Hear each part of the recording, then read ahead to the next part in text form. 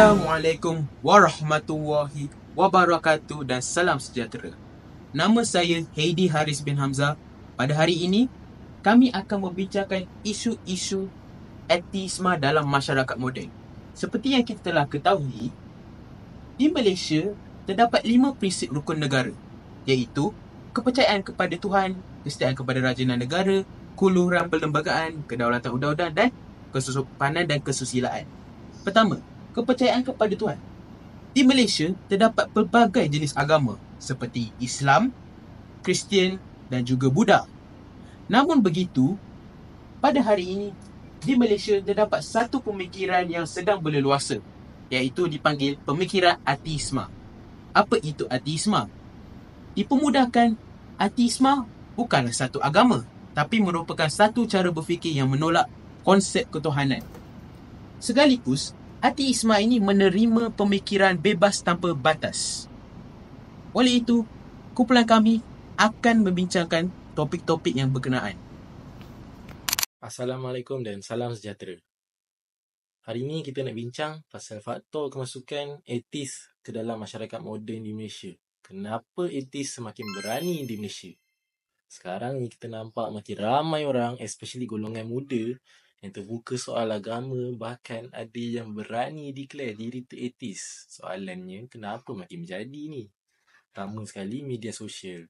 Platform macam TikTok, YouTube dan Twitter ni jadi tempat subur untuk sebarkan idea yang cabar kewujudan Tuhan. Mereka ni pandai, diorang guna logik, sains dan retorik yang nampak bijak lah. Sampai orang muda yang tak kukuh pegangan akidah ni boleh goyah tau. Kedua, kekeliruan dengan konsep kebebasan beragama. Ramai yang anggap semua orang bebas cakap apa saja pasal agama. Padahal dalam Perlembagaan Persekutuan sendiri, perkara 11-4 benarkan negeri hadkan penyebaran ajaran bertentangan kepada umat Islam. Maksudnya ada garis sempadan yang jelas lah nak buat benda macam ni. Ketiga pula, kelemahan penguasaan digital. Nak trace akaun palsu, identiti samaran atau konten dari luar negara ni memang susah. Undang-undang macam Akta 588 dan enactment jenayah syariah, bahkan agensi macam MCMC pun memang ada. Tetapi realitinya internet ni lagi laju daripada tindakan kita. Susah nak tangkap. Dan akhir sekali, pendidikan agama yang tak cukup menyentuh persoalan moden. Kita masih ajar agama macam zaman dulu-dulu. Sedangkan anak muda hari ni hadap soalan dari internet setiap hari. Kalau kita tak jawab, orang lain akan jawab. Dan kadang jawapan tu pula datang daripada ateis. So, kalau kita nak bendung semua ni macam mana? Kenalah ada gabungan undang-undang, pendidikan dan dakwah digital yang lebih mantap. Lebih dekat dengan realiti anak muda sekarang. Kalau tak, kita biarkan akidah umat Islam masyarakat moden ni tergelincir perlahan-lahan. Tanpa kita sedar pun. Assalamualaikum dan selamat sejahtera. Nama saya Amar Firdaus bin Nur Azrin. Saya akan membentangkan tentang kesan ateisme moden terhadap masyarakat, pendidikan dan akidah. Fenomena ateisme moden bukan sekadar satu bentuk penolakan terhadap kewujudan Tuhan, tetapi ia merupakan cabaran besar yang memberi kesan langsung terhadap struktur sosial, sistem pendidikan dan penyebaran fahaman sesat dalam kalangan masyarakat Islam. Dari sudut sosial, ateisme moden mendorong kepada pemikiran individualistik dan liberal, meminggirkan peranan agama dalam kehidupan awam. Di Malaysia, munculnya golongan Melayu ateis mencetuskan kebimbangan apabila nilai kebebasan mutlak, rasionalisme dan sekularisme dijadikan justifikasi untuk menolak autoriti agama. Kumpulan ini aktif secara maya melalui platform seperti Atheist Republic Consulate of Kuala Lumpur, di mana mereka bebas menyuarakan keraguan dan membentuk komuniti yang mempertikaikan prinsip Islam. Dalam konteks pendidikan, pengaruh ateisme menyusup masuk melalui media sosial, NGO liberal dan forum perbincangan intelektual. Remaja dan mahasiswa yang masih mencari jati diri mudah terpengaruh dengan soalan-soalan teologi yang bersifat provokatif, seperti siapa cipta Tuhan?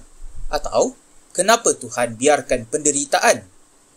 Tanpa pendidikan agama yang kukuh dan pendekatan dakwah yang relevan, mereka mudah berpaling kepada ideologi ateistik yang menjanjikan jawapan rasional.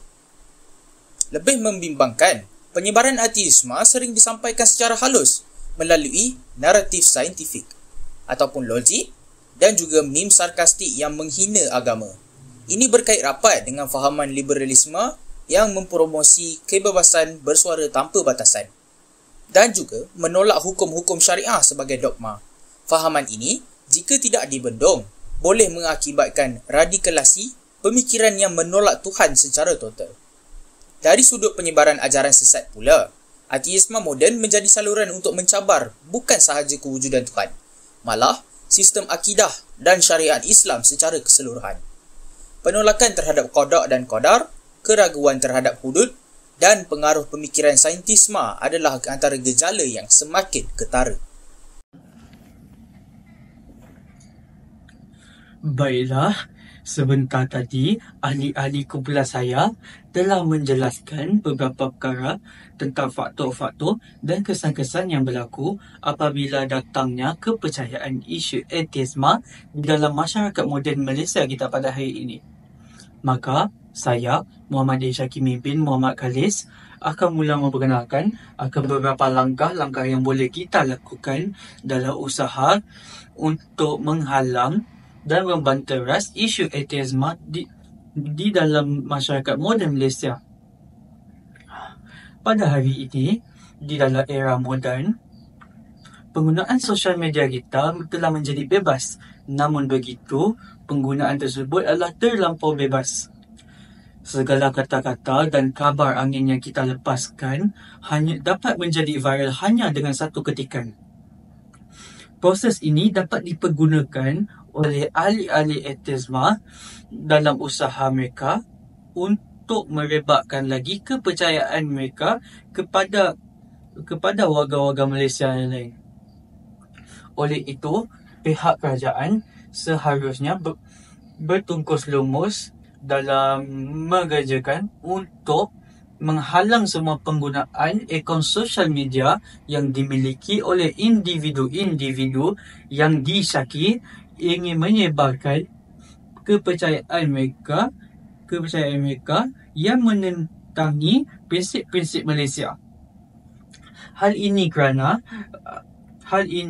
ahli-ahli ateisme ini ingin menyasarkan golongan-golongan muda yang terdapat pada sosial media yang tidak mempunyai ilmu yang banyak terhadap Islam untuk menarik mereka masuk kepada kepercayaan mereka sendiri.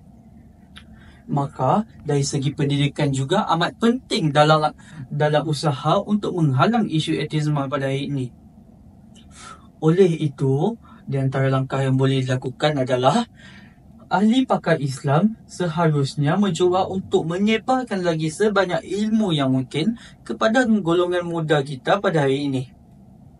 Perkara ini dapat dilakukan dengan banyak cara seperti ceramah yang boleh dilakukan pada pusat-pusat Islam maupun masjid-masjid tempatan. Selain itu, ahli pakar Islam juga boleh mengadakan banyak program-program yang berkaitan dengan Islam seperti jom melakukan zakat maupun jenazahku siapa uruskan. Maka, akhir kata, saya berharap semua lapisan masyarakat dapat berusaha sama-sama untuk membanteras isu ateisme ini.